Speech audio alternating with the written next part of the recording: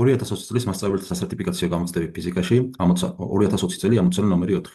ნახატზე გამოსახულია x ღერძზე მოძრავი სხეულის სიჩქარის გეგმილის დროზე დამოკიდებულების გრაფიკი. მოცემული გვაქვს vxt სიჩქარის x გეგმილის დროზე დამოკიდებულება და გვეუბნებიან, რომ განსაზღვროთ გადაადგილების გეგმილი 0 წამ შუალედში. თუ დავუშვათ, t1 იყოს 0 საწყის პერიოდში დრო ავნიშნოთ 0 წამად, რადგან 0-დან 7 წამამდე იკითხებიან, ხოლო საბოლოო იყოს t2 არის 7 წამი. და გვაინტერესებს ამ შუალედში სხეულმა რა გადაადგილება შეასრულა. ამ შემთხვევაში, რადგანაც მოძრაობა x ღერძის გასწვრივ ხორციელდება, შესაბამისად ჩვენ გვთხოვენ გადაადგილების x გეგმილის გამო. საზოგადოდ მოდით ვექტორული სახით თუ ჩავწერთ, რა თქმა უნდა, გადაადგილება ვექტორი არის, შესაბამისად ას მოძრაობა, მოდით რადგანაც 0-დან 3 დროის 0-3 შუალედში მოძრაობის ხასიათი 0-3 შუალედში, დროის შუალედში და 3-დან 7 წამ შუალედში ერთმანეთისგან განსხვავდება, მოდი ეს ორი უბანი გავყოთ სხვადასხვა სახის გადაადგილების სახით.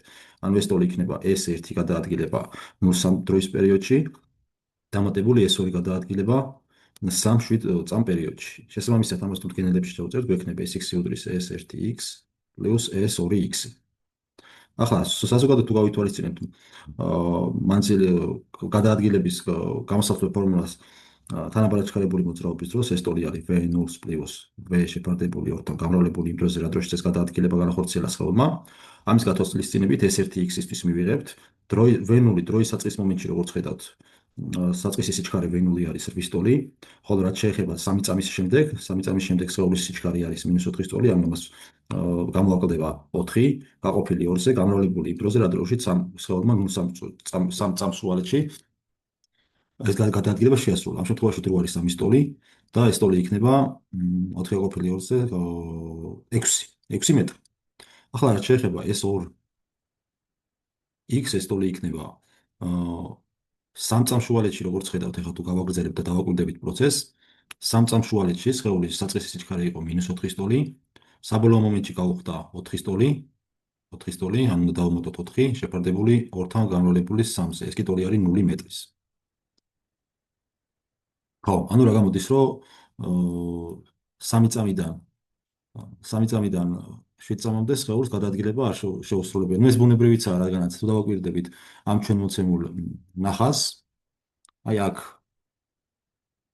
სხეულის სიჩქარე 3-დან 5 წამ შუალედში უარყოფითი არის, შესაბამისად ის მოძრაობს x ღერძის საპირისპირო მიმართულებით, ხოლო შემდეგ 5 წამიდან 7 წამ შუალედში პირიქით იგივე მანძილს გადის, ოღონდ x ღერძის გასწვრივ. შესაბამისად საერთო ჯამში გადაადგილება 0-ის ტოლი გამოგვდის. ხო, საბოლოოდ რო დავწეროთ, ესე იგი S1 ტოლი ყოფილა S1x პლუს S2x, ჩავსვათ ამ სიდიდეებს, 6 დავუმატებთ 0-ს და გამოგვივა 6 მეტრი. რა თქმა უნდა, ამ ასეთი ტიპის ამოცანების გაკეთება მარტივი სხვა მარტივი გზითაც შეიძლება, კერძოდ ჩვენ შეგვეძლო დაგვეთვალა ფართობი დაგვეთვალა 0-2 წამ, S1 ფართობი დაგვეთვალათ 0-2 წამ უბანზე, შემდეგ ფართობი დაგვეთვალა S2 ფართობი დაგვეთვალა S2 უბანზე, ეს იყოს S1x, S2x, ამ შემთხვევაში 3 ნაწილად რო დაგვეყო და შემდეგ ფართობი დაგვეთვალა S3 უბანზე. ეს იქნებოდა S3x. ამ შემთხვევაში S1 გამოგვივიდოდა S1x პლუს S2x დამატებული S3x. ოღონდ გასათვალისწინებელია ის ფაქტი, რომ ტ-ღერძის ქვემოთ მოთავსებული ფიგურის ფართობის უარყოფითი ნიშანი ექნება, უარყოფითი ნიშანი უნდა გავითვალისწინოთ, თუ ფართობს რა თქმა უნდა დადებითს მივიღებთ, მაგრამ რადგანაც ეს ფართობი, S2 ფართობი ტ-ღერძის ქვემოთ იმყოფება, ამიტომ პასუხებში შეტანის დროს უნდა გავითვალისწინოთ უარყოფითი ნიშანი, ხოლო სხვა შემთხვევებში დადებითი ნიშანი. კერძოდ ჩვენ შეგვექნება, რომ პირველ შემთხვევაში S1x-ის ფართობი არის 8 გამრავლებული 2-ზე გაყოფილი 2-ზე დამატებული S2x ფართობი არის 2-დან 5-მდე, ანუ 3 გამრავლებული სიმაღლეზე, რომელიც 4-ის ტოლია, გაყოფილი 2-ზე, გამოკლებული.